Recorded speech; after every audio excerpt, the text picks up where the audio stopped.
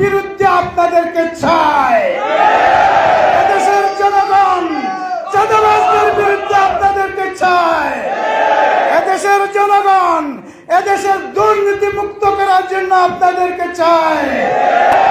আজকে জামাতে ইসলামী দীর্ঘদিনের লোক তৈরি করেছে। আজকে আমাদের যুবক যুবতীরা, ছাত্র ছাত্রীরা শহীদ হয়ে শাহাদত বরণ করে চোখ দিয়ে, হাত দিয়ে, পা দিয়ে, রক্ত জড়িয়ে এই পরিবেশ আমাদের সামনে দিয়েছেন। আজকে যেদিন ওই মুসা রাদিয়াল্লাহু তাআলা আনহুর মতো প্রতিটি ঘরে ঘরে ক্যাম্পাস করে, প্রতিটি বাড়িতে বাড়িতে নারীদের কাছে ক্যাম্পাস করে দিনের সুমহান দায়িত্ব জামাতে ইসলামের এই তৈরি লোকদের অবস্থা আপনারা প্রচার করতে পারেন, তাহলে আমি বুকে রেখে বলতে পারি এদেশের জনগণ সন্ত্রাসের বিরুদ্ধে আপনাদেরকে চায়। এদেশের জনগণ চাঁদাবাজদের বিরুদ্ধে আপনাদেরকে চায়। এদেশের জনগণ এদেশের দুর্নীতি মুক্ত করার জন্য আপনাদেরকে চায়। সুতরাং আপনাদেরকে চারটি কাজ করতে হবে। প্রত্যেকের সেন্টারে যা দরকার সময় সেটা দিতে হবে, এটাই মালের কুরবানি। যা দরকার টাকা পয়সা খরচ করতে হবে, এটাই জানের কুরবানি, আগেরটা এটাই মালের কুরবানি। বিসমিল্লাহির রহমানির রহিম। বাংলাদেশ জামাতে ইসলামী 28 নং ওয়ার্ড যুবদল কর্তৃক আয়োজিত আজকের এই ফুটবল টুর্নামেন্টের উদ্বোধনী অনুষ্ঠানের সম্মানিত সভাপতি, উপস্থিত বাংলাদেশ জামাতে ইসলামী সিলেট মহানগরীর সম্মানিত নাইবে আহমেদ ডক্টর নুরুল ইসলাম, আরও উপস্থিত আছেন বিশেষ করে আপনাদের এই এলাকার মোল্লাগাঁও ইউনিয়নের চেয়ারম্যান মামুন ভাই সহ আরও নেতৃবৃন্দ উপস্থিত আছেন। আমার উপস্থিত প্রাণপ্রিয় খেলোয়াড়বৃন্দ, আসসালামু আলাইকুম রহমতুল্লাহ। আমি আপনাদের প্রতি অনুরোধ জানাবো এটাই যে খেলাধুলা একটা চিত্তমনোবল, খেলাধুলা শরীর গঠনের অংশ, ব্যায়ামের অংশ, এবং সেই ব্যায়াম এবং সেই খেলাধুলা মুসলমান হলে সবাইকে সকল নিয়ম মেনে খেলাধুলা করা দরকার। কারণ ইসলামে খেলাধুলাকে নিষেধ করে নাই, কিন্তু ইসলামের বিপরীত করলে এটাকে নিষেধ করে। খেলাধুলার মাধ্যমে শৃঙ্খলা শিখে নিতে হবে। যতদিন রবে ওই নদী বহমান, রবে ততদিন বেঁচে মোদের এই কাফেলা, এই কাফেলা, এই কাফেলা। আমরা ছিলাম, আমরা আছি, আমরা তো থাকবো, মুছে যাব না। আমরা ছিলাম, আমরা আছি, আমরা তো থাকবো, মুছে যাব না। অস্ত্র আঘাতে রোখা যাবে না, না না না। ভয় ভীতি সন্ত্রাস মানি না, না না না। সত্যের পথে মোরা দুর্জয়, মোরা নির্ভীক। অস্ত্র আঘাতে রোখা যাবে না, যাবে না। ভয় ভীতি সন্ত্রাস মানি না, মানি না। সত্যের পথে মোরা দুর্জয়, মোরা নির্ভীক। বাতিলের উৎখাতে তাই আমরা বজ্র কঠোর ভাঙবো, ভাঙবো তাগুতে ঠিকানা। আমরা ছিলাম, আমরা আছি, আমরা তো থাকবো, মুছে যাব না। আমরা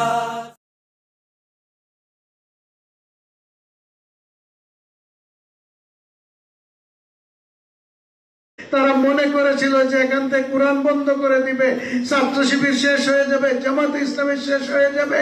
কিন্তু আল্লাহর কোরআন শেষ হয় নাই, ছাত্র শিবির শেষ হয় নাই, বাংলাদেশ জামাতে ইসলামী শেষ হয় নাই, আলিমুল্লাহ শেষ হয় নাই, বরঞ্চ তারাই বাংলাদেশ থেকে শেষ হয়ে গেছে। আপনার একটা ভোটের কারণে মনে রাখেন, লিখিত রাখেন যে আপনার একটা ভোটের কারণে আবার এই দেশটা ভারতের পেটের ভিতরে চলে যেতে পারে। কথাটা ঠিক কিনা বলে? যুগ আসবে যেখানে ফিতনা এখানে পড়ে যাবে, মারামারি কাটাকাটি জিনা, বেবিচার, মদ, জুয়া এগুলা সয়লাভ হয়ে যাবে। এই জমিনটা, দেশটা দুর্নীতিতে সয়লাভ হয়ে যাবে। এটা হয়েছে কিনা?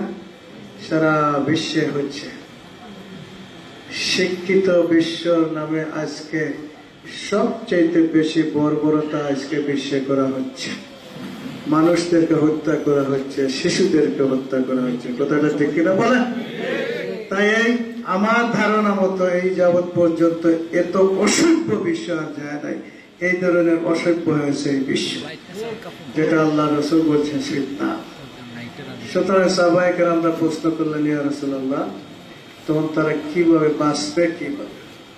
তখন আল্লাহ রসুল বললেন, ইয়ারজিউ ইলাল কুরআন, তারা যেন কোরআনের দিকে ফিরে আসে। কারণ এই কোরআনে অতীতে যা হয়েছে তাও আছে, বর্তমানে কিভাবে চলতে হবে তা আছে, ভবিষ্যতে কবর পর্যন্ত কি হবে সবকিছু আছে, হাসর পর্যন্ত কি হবে সবকিছু আছে। সুতরাং তারা যেন কোরআনের দিকে ফিরে আসে। আমরা চাই কোরআনের দিকে ফিরে আসতে, কিন্তু যারা কোরআন বিরোধী তারা এই সুযোগ দিবে না। এটা কোরআনে আছে, লা তাসমাউ লিহাযাল কুরআন ওয়ালগাউ ফীহি লাআল্লাকুম তাগলিবুন। তারা সবাইকে একত্রিত করে কোরআন বিরোধী নেতারা বলল যে তোমরা কোরআন শুনবে না, আর কোরআনের কথা যেখানে হবে সেখানে গন্ডগোল করবে, মারামারি করবে, মিছিল করবে, তাহলেই তোমরা বিজয়ী থাকবে। আমরা দেখলাম যাতে কোরআন শুনতে মানুষে না পারে, ইসলামের কথা শুনতে না পারে, এই ফ্যাসিস্ট সরকার 14টা বছর সেই ব্যবস্থাই করেছে। তারা কোরআনকে বন্ধ করে দিয়েছিল, ওয়াজকে বন্ধ করে দিয়েছিল, তাফসীরকে বন্ধ করে দিয়েছে, আলিম উলামাদেরকে তারা নির্যাতন করেছে, হত্যা করেছে, আমাদের নেতৃবৃন্দকে হত্যা করেছে, ছাত্র শিবিরকে হত্যা করেছে, আয়নাগর বাড়িয়ে নির্যাতন করেছে।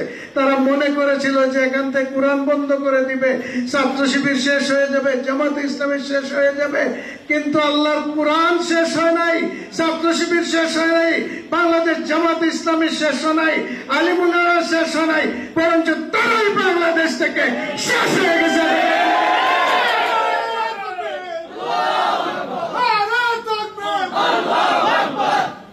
আমার বন্ধুগণ, এখন এই শেষ করার পরে আল্লাহ যে সুযোগটা করে দিয়েছেন, এই সুযোগকে যদি আমরা কাজে না লাগাই আবার বিপদ আছে, আরো বড় বিপদ আসতে পারে। এই সুযোগটা হলো নির্বাচন। কারণ ওই যে হাদিস, ওই যে সরকার ব্যবস্থা, এইটা লাগবে। এই কোরআনকে মানতে হলে, এই কোরআনকে প্রতিষ্ঠিত করতে হলে এই সরকার ব্যবস্থা লাগবে, শক্তি লাগবে। আর এই সরকারে যাওয়ার মাধ্যমটা হলো নির্বাচন, এই ভোট। কথাটা ঠিক কিনা বলেন?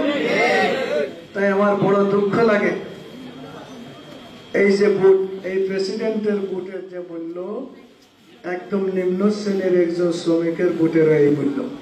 কথাটা ঠিক কিনা বলেন? আমার ভোটের যে মূল্য, একটা খামলা তাকে যে করে তার ভোটের সেই মূল্য। সুতরাং এই ভোটটা আমরা বুঝি না, কি জিনিস আমরা এটা বুঝি না। না বুঝার কারণে কিছু টাকা পয়সা স্বার্থের বিনিময়ে আমরা ভোটটা দিয়ে দেই। আপনার একটা ভোটের কারণে মনে রাখেন, লিখিত রাখেন, যে আপনার একটা ভোটের কারণে আবার এই দেশটা ভারতের পেটের ভিতরে চলে যেতে পারে। কথাটা ঠিক কিনা বলে? যেদিন ভারতের পক্ষের মুনাফিকি কোন সরকার আসে, তাহলে আবার যেভাবে ভারতের পেটে ছিল, এইভাবে ভারতের পেটের ভিতরে একটা দাখিল করে দিবেন। কথাটা ঠিক কিনা বলেন? সুতরাং আপনার একটা পেনশন আর টেনশন পাই একটা ভোট দিয়ে দিলেন, আমার ভাই, এই ভোটটা কিন্তু এটা নয়। আর চাষা হয়তো ভালো আছেন, এক বস্তা চাল বাড়িতে পাঠাইয়া দিলেন, সবাই খুশি। আগামীকালকে চাষা গর্জনের উপরে তাসও গিয়া খেসিয়া। এইটার নাম ভোট নয়। এই ভোট অত্যন্ত গুরুত্বপূর্ণ একটা জিনিস। এজন্য কোরআনে বলা হয়েছে এটার নাম হলো আমানত।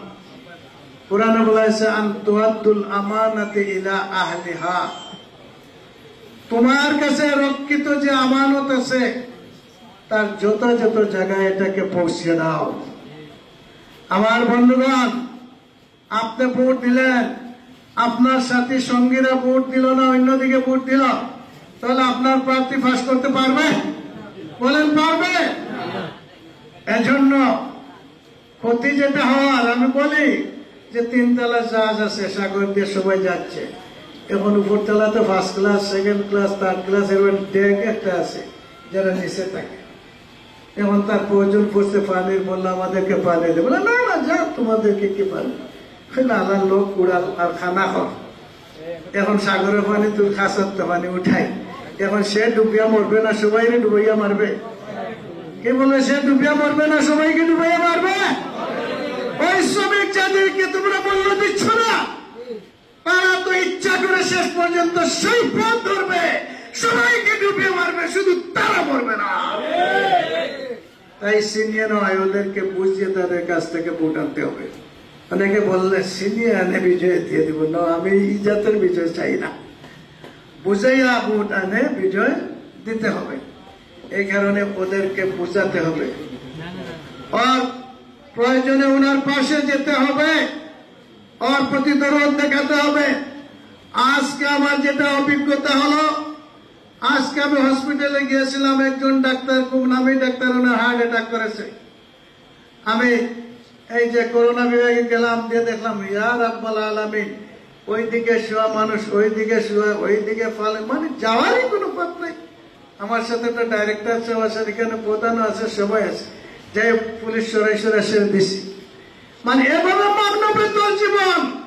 এই উসমানীতে আমি দেখলাম ওই গরিব দুঃখীরা এখানে যায়, একটা কুকুরের সাথে যে ব্যবহার করা হয়, তার চেয়েও এই শ্রমিকদের সাথে খারাপ ব্যবহার করা হচ্ছে। সুতরাং আজকে আমার স্মরণ হলো, আমাদের 1000 বেডের একটা হসপিটাল ওই পারে হওয়ার কথা, মেডিকেল ইউনিভার্সিটি হওয়ার কথা, কিন্তু চক্রান্ত করে আমাদের এই হসপিটালকে বন্ধ করে রাখা হয়েছে। আমাদেরকে এই হসপিটাল যেটা নির্ধারিত হয়েছে, এটা অবশ্যই দিতে হবে। 1000 বেডের হসপিটাল অবশ্যই করতে হবে। তো তোমরা সিলেটবাসী কিভাবে নিয়ে আসতে পারে ওই শ্রমিকদেরকে নিয়ে লড়াই করে সিলেট থেকে সারা বাংলাদেশকে আমরা অচল করে দিব।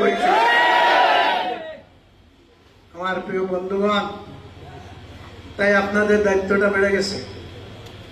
এই যে সকল ঘরে ঘরে আমার শ্রমিক ভাই বোনদেরকে আমার সালাম পৌঁছাই দিতে পারেন, আপনারা দিতে পারবেন? কারা পারবেন? একটু হাত তুলে রেখে সালাম, হাত তুলে রেখে সালাম পৌঁছাতে পারবেন? আল্লাহ তৌফিক দান করুন। আর দরদের সাথে বুঝাবেন, রাগ টাগ করবেন না, কারণ দরদের সাথে বুঝাবেন, ইনশাআল্লাহ বুঝবে। এবার বলবে সবাইকে দিলাম, এবারের যুগ হচ্ছে তারিফ আল্লাহর যুগ। সবাইকে দেখলাম, এবার তারিফ আল্লাহকে আমরা দেখে নিব ইনশাআল্লাহ। কারণ সব পরীক্ষা হয়ে গেছে। এজন্য আমি সর্বশেষে আমার শ্রমিক ভাইদেরকে যে কথাটা আমি দিচ্ছি, 79 সাল থেকে এই সিলেটে আমি মানব সেবার কাজ করছি, সব ধরনের কাজ করছি। কোন এলাকা এমন নাই আমি বিশ্বাস করি যে আমাকে চিনবে না। আমি বিচার আদালত করেছি, সব কিছু আছে। আমার আজকে যে সুযোগটা নিয়ে আপনাদের সামনে এসেছি, আপনাদের মাধ্যমে গোটা শ্রমিক সমাজ, গোটা সিলেটবাসীকে আমি বলছি যে আমার বাকি জীবন এই সিলেটের উন্নয়নের জন্য, সিলেটের দাবি দেওয়া আদায়ের জন্য, সুন্দর সিলেট করার জন্য আমি অফ করে দিব। আপনারা যদি আমার সাথে থাকেন, এই বিজয় যদি আনতে পারেন, তাহলে এই সিলেটকে একটা মডেল সিলেট হিসাবে গড়ে তুলব ইনশাআল্লাহ। আমি সর্বশেষে আপনাদেরকে আবারও আন্তরিক ধন্যবাদ জানাচ্ছি। আপনাদের মাধ্যমে গোটা সিলেটবাসীকে আমি ধন্যবাদ জানাচ্ছি। আসুন আমরা এই ভোটের মাধ্যমে এই সন্ত্রাসকে চ্যালেঞ্জ জানাই। এই ভোটের মাধ্যমে এই চাঁদাবাজদেরকে আমরা চ্যালেঞ্জ দেই। তাই আমরা এমন একটা রাষ্ট্র ব্যবস্থা গড়ে তুলব, বাংলাদেশ জামাত ইসলাম এমন একটা রাষ্ট্র ব্যবস্থা গড়ে তুলবে যেখানে সন্ত্রাসী থাকবে না, যাতে যেখানে চাঁদাবাজদের স্থান থাকবে না, যেখানে দুর্নীতিবাজদের কোন স্থান থাকবে না ইনশাআল্লাহ। তাই আপনারা যদি সহযোগিতা করেন, জামাতে ইসলামের হাতকে শক্তিশালী করেন, তাহলে ডাক্তার শফিকুর রহমান আমিরের জামাতের নেতৃত্বে এই বাংলাদেশকে একটি দুর্নীতিমুক্ত মানবতার বাংলাদেশ আমরা উপহার দিব ইনশাআল্লাহ। ধৈর্য ধরে আমাদের সবাই কথা শুনেছিলেন। আমি মনে করেছিলাম পুরো জায়গায় নাই রাখতে পারবো কিনা, তো কিছু কথা বললাম। আশা করি আমি আপনাদের সুস্বাস্থ্য কামনা করছি, আপনাদের দীর্ঘায়ু কামনা করছি, আপনাদের পরিবারের কল্যাণ কামনা করছি, আপনাদের মূর্তির মাধ্যমে গোটা সিলেটবাসীর কল্যাণ কামনা করে আপনাদেরকে ধন্যবাদ, গোটা সিলেটবাসীকে ধন্যবাদ এবং আবার ঈদ মুবারক জানিয়ে আমার কথা শেষ করছি। আসসালামু আলাইকুম ওয়া রাহমাতুল্লাহ।